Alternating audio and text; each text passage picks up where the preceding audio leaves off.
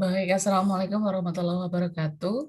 Kali ini kita akan membahas tentang manajemen penyakit malaria ya. Nah, kita eh, bahas dulu penyakit malaria itu seperti apa. Jadi, manusia dapat terkena malaria kita tahu bersama setelah digigit. Jadi ada faktornya yakni nyamuk ya yang di dalam tubuh nyamuk tersebut terdapat parasit malaria di dalam tubuhnya. Gigitan nyamuk tersebut menyebabkan parasit masuk ke dalam tubuh manusia. Nah, kemudian si parasit ini akan menetap di organ hati sebelum siap menyerang ke sel-sel darah merah. Nah, parasit ini yang dinamakan Plasmodium. Jadi agen penyakitnya yang menyebabkan malaria adalah Plasmodium yang ditularkan oleh nyamuk ya, dari nyamuk Anopheles dan beberapa spesiesnya gitu. Jadi ini adalah agen penyakitnya atau penyebab malaria adalah parasit Plasmodium yang ditularkan melalui gigitan nyamuk Anopheles betina. Ada 5 spesies yang diketahui sampai saat ini, ada Plasmodium falciparum, Plasmodium vivax, Plasmodium oval, Plasmodium malaria, dan Plasmodium knowlesi. Nah, Plasmodium yang knowlesi ini pada tahun 2017 itu disebutkan masih belum banyak dilaporkan di Indonesia. Jadi yang memang yang 4 dari spesies ini yang lebih banyak ya, yang falciparum, vivax, oval, malaria. Nah, kemudian ini penyakit malaria masih ditemukan di seluruh Indonesia berdasarkan API dilakukan stratifikasi di mana Indonesia bagian timur termasuk dalam stratifikasi malaria yang tinggi. Jadi ada peta ya, peta annual parasite incidence. Nah, ini ada yang putih free, yang hijau low, kemudian yang kuning moderate, kemudian ada pink, ada merah sampai ungu itu ke high. Jadi kita lihat di dalam peta itu di sekitar timur Indonesia ada beberapa daerah yang memang masuk ke dalam kategori tinggi. Nah, cara penularan penyakit malaria terjadi karena adanya interaksi antara agen, yakni yang parasit tadi, kemudian ada vektor atau host definitif si nyamuk Anopheles, kemudian host intermediate manusia. Jadi ada agen, vektor, dan juga pejamu. Selain penularan secara alamiah, malaria juga dapat ditularkan melalui transfusi darah ataupun transplasenta ya dari ibu ke bayi yang dikandungnya. Jadi memang ibu hamil juga termasuk populasi yang rentan terhadap penyakit malaria. Jadi memang ada studinya sendiri malaria pada ibu hamil itu banyak sekali penelitian-penelitian pada topik malaria pada ibu hamil. Nah, komponen epid malaria itu terdiri dari agennya, yakni dari parasit Plasmodium itu sendiri, kemudian ada manusianya sebagai pejamu, kemudian vektor nyamuk sebagai vektor karena ada tempat pembiakan seksual di dalamnya, kemudian ada lingkungan yang berpengaruh terhadap kehidupan manusia dan faktor malaria. Jadi ada faktor-faktor lingkungan seperti tempat perindukan nyamuk bagi nyamuk penular malarianya, kemudian mungkin ada lingkungan yang berupa perilaku manusia yang bisa membuatnya lebih kondusif untuk beresiko terkena malaria. Nah, ada beberapa faktor-faktor yang menentukan penyebaran penyakit malaria. Kalau di host-nya ada usia, jenis kelamin, ras, riwayat malaria sebelumnya, cara hidupnya, sosial ekonominya, status gizi ataupun imunitas. Kemudian kalau di faktornya nyamuk itu ada umur nyamuk. Nah, karena kemarin ada ya umur apakah cukup untuk bisa menyelesaikan si agen itu berkembang biak ataupun menyelesaikan sampai dia bisa menular, kan tergantung dari umur nyamuk juga. Kemudian peluang kontak dengan manusia, frekuensi menggigit, kerentanan nyamuk terhadap parasit itu sendiri, kemudian kepadatan nyamuk. Nah, kalau agennya itu tergantung dari juga jenis-jenis ya. Tadi ada Plasmodium vivax, falciparum, oval, malaria. Kemudian lingkungan ada kimia, biologi, sosial budaya yang tadi sudah saya jelaskan. Nah, ini ada beberapa ini penamakannya ya ring forms of Plasmodium falciparum, ada vivax, ada ova, malaria ataupun knowledge. Itu ini adalah penampakannya. Jadi parasit merupakan Plasmodium binatang bersel satu yang termasuk genus Plasmodia, famili Plasmodiidae dari ordo Coccididae. Gitu. Kemudian di dalam tubuh manusia untuk kelangsungan hidupnya, Plasmodium memakan sel darah merah tempat dia hidup sehingga induk semangnya mengalami atau host mengalami anemia dan gangguan lainnya karena dia memakan sel darah merah. Jadi untuk kelangsungan hidupnya, jadi menginfeksi sel darah merah. Nah, keempat jenis malaria yang tadi itu ditemukan di Indonesia. Kemudian kalau dari Plasmodium vivax, spesies yang vivax itu dominan kecuali di Papua, di mana Plasmodium falciparum sedikit mendominasi di Papua. Tapi yang Plasmodium malaria dan oval banyak ditemukan di bagian timur Indonesia seperti Nusa Tenggara Timur dan Papua. Dalam beberapa tahun terakhir, Knowlesi juga telah dikomunikasikan pada manusia di Kalimantan. Ini terkait distribusi dari Plasmodium di beberapa wilayah di Indonesia. Nah, ini adalah gambaran dari stage tahapan-tahapan. Jadi ada tahapan-tahapan ketika itu ada di tubuh nyamuk, kemudian ada di dalam tubuh manusia. Jadi kalau kita lihat misalnya kalau misalnya ada angkanya ya dari yang angka 1, kemudian ini dari misalnya dari penularan ketika nyamuk menggigit manusia. Jadi mosquito takes a blood meal, inject sporozoid. Sporozoid yang ada di dalam tubuh nyamuk kemudian masuk ke dalam tubuh manusia. Kemudian, nah ini ada yang terjadi di dalam tubuh manusia.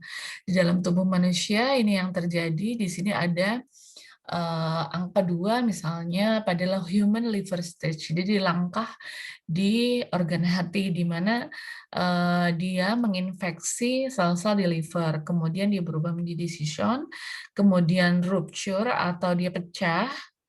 Season itu ini cycle ini atau siklus ini dinamakan dengan siklus eritrositik. Artinya siklus yang di luar eritrosit ya. Jadi masih di sel-sel hati dalam bentuk season, kemudian seasonnya pecah. Kemudian yang rupture season ini season yang pecah ini kemudian masuk ke dalam human blood stage atau tahapan di siklus eritrositik. Jadi ini yang terjadi ya. Jadi ini yang terjadi di dalam siklus eritrositik. Jadi ada masuk ke dalam rupture season, kemudian ada tahapan gametosit. Jadi ada nanti akan ada kemudian dari gametosit kemudian akan menjadi jantan dan betina yang di sini. Jadi ini kemudian bisa dan gametosit jantan betina, kemudian ketika ada nyamuk yang menggigit gametosit tersebut, kemudian dia bisa hidup di dalam tubuh nyamuk. Kemudian dalam tubuh nyamuk itu dia akan mengalami sporogonic cycle. Jadi ada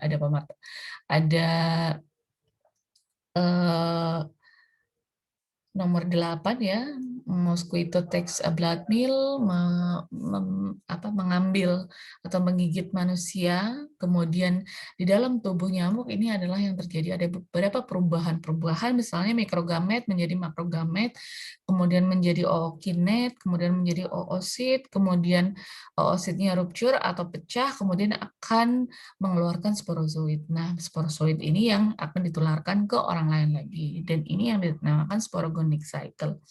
Jadi memang siklus dari malaria ini agak complicated, lebih rumit ya dibandingkan dengan misalnya yang kayak DBD misalnya. Kalau yang malaria ini ada beberapa tahapan atau siklus di dalam tubuh nyamuknya. Kemudian dalam tubuh manusia juga ada 2 eksoeritrositik atau yang tahapan sebelum masuk ke dalam sel-sel darah. Kemudian ketika masuk ke dalam sel-sel darah, ini yang terjadi pada penyakit malaria. Kemudian ini vektornya, vektor serangga atau nyamuk yang termasuk Anopheles. Nah, sebenarnya tidak semua spesies menjadi vektor penyakit malaria, karena dipengaruhi oleh lamanya berkembangnya parasit malaria di dalam tubuh nyamuk, yaitu periode mulai nyamuk menghisal gamet pada darah manusia, kemudian berkembang menjadi sporozoid yang berkumpul dalam kelenjar ludah untuk siap ditularkan dalam tubuh. Jadi memang tergantung dari kayak kecocokan yang pernah saya jelaskan juga. Kenapa sih satu jenis spesies itu bisa untuk menularkan, karena memang dia kayak punya kemampuan untuk bisa cocok untuk bisa hidup di si agen penyakit itu. Di Indonesia dijumpai lebih dari 90 spesies Anopheles dan telah diketahui menjadi vektor sebanyak 18 spesies. Yang paling dikenal ada Anopheles sindaicus, Barbirostris, Maculatus, dan Aconitus. Nah, ini tahapannya ya, tahapan nyamuk saya kira sudah jelas ya, dari telur, jentik, kepompong, kemudian dewasa menjadi imago. Ini ada beberapa yang berbeda mungkin dari perindukannya ya kalau Anopheles gitu, Anopheles dibandingkan dengan misalnya Aedes aegypti gitu.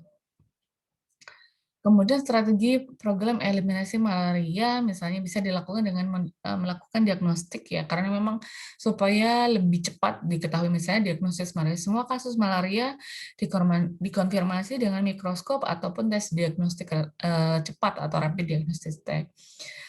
Kemudian pengobatan bisa dilakukan dengan artemisinin based combination therapy. Kemudian pencegahan yang sampai saat ini dikenal, yang paling terkenal itu memang ada pendistribusian kelambu, long lasting insecticidal net, dan indoor residual spraying. Kemudian juga penting untuk dilakukan kemitraan ya, jadi mitra potensial untuk pengendalian malaria. Nah, penggunaan kelambu ini memang ya tergantung kita untuk pengendalian vektor itu pasti akan memperhatikan dari bionomik vektor itu kan, karena Anopheles ini dia suka beraktivitas pada malam hari, kemudian dia beristirahat di permukaan. Makanya pengendalian malaria itu lebih ke arah kelambu berinsektisida dan indoor residual spraying. Nah, untuk kelambu berinsektisida, cakupan penggunaan kelambu itu diharapkan di atas 80% penduduk di lokasi sasaran. Digunakan secara benar, kemudian kebiasaan penduduk tidak berada di luar rumah pada malam hari sehingga bisa mengurangi kontak dengan gigitan nyamuk.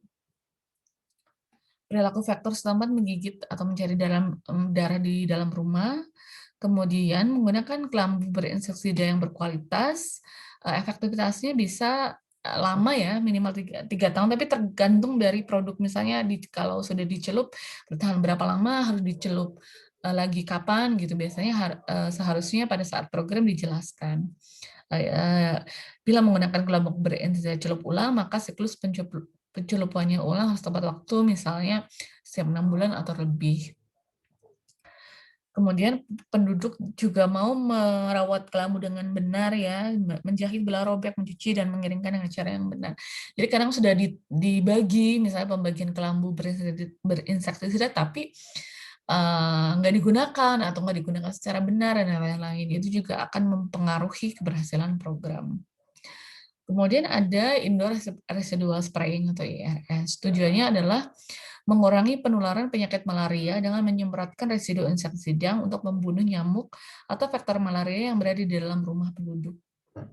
Jadi IRS dilakukan dengan menyemprot ya permukaan dinding rumah yang ada rata dan bisa lengket terhadap residu insektisida yang disemprotkan, sehingga residu yang disemprotkan itu bisa bertahan lama, itu sekitar 6 bulan. Jadi ketika nyamuk beristirahat, dia akan mati misalnya atau kolaps gitu karena terpapar dari individu dari insektisidanya. Kemudian jenis malaria yang ada adalah vektor endopilik. Jadi yang di dalam ya, dalam rumah. Kemudian jenis atau faktor malaria rentan terhadap bahan insektisida yang disemprotkan ke dinding rumah. Nah, kemudian untuk manajemennya malaria saat ini kebijakan untuk pengendalian faktor malaria ditekankan pada distribusi dari kelambu berinsektisida dan penggunaan IRS. IRS umumnya dilakukan untuk pengendalian wabah meskipun beberapa kabupaten melakukan penyemprotan secara rutin di daerah-daerah yang endemis. Jadi kayak daerah-daerah yang memang setiap tahun tuh ada kasus malaria, jadi desa-desa endemis malaria. Distribusi kelambu juga berbeda-beda sesuai dengan tingkat endemisitas malaria. Kemudian kalau di daerah-daerah Indonesia Timur, di mana akses rutin ke desa-desa sangat sulit, kelambu berinsektisida tersebut telah terbukti lebih mudah diterapkan daripada IRS. Kemudian untuk program eliminasi malaria, WHO sudah merekomendasikan program nasional pengelolaan malaria melakukan 2 reorientasi, yakni masa peralihan ke pra-eliminasi dan peralihan ke eliminasi. Jadi di daerah-daerah Indonesia sudah melakukan berbagai macam upaya pencegahan dan pengendalian. Ada daerah-daerah yang masih terus banyak kasusnya. Ada daerah-daerah yang sudah mulai ke arah ke pra-eliminasi dan ke eliminasi. Eliminasi artinya sudah tidak ada kasus malaria. Itu sudah banyak daerah yang sudah mengalami eliminasi malaria. Jadi dengan manajemen pengendalian tersebut diharapkan akan semakin banyak daerah yang sudah eliminasi malaria. Mungkin itu ya untuk materi dari manajemen untuk penyakit malaria. Sekian, saya ucapkan terima kasih. Assalamualaikum warahmatullahi wabarakatuh.